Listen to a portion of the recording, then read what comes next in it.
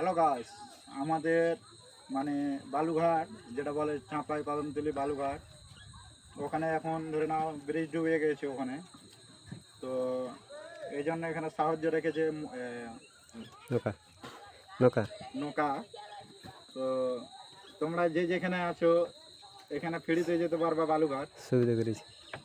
যে ধরে নাও যে বানের এখানে এখন আবহাওয়াটা বেশি, তোমরা দেখতে পাচ্ছ এদিকে এদিকে ক্যামেরা পানির দিকে দেখাও।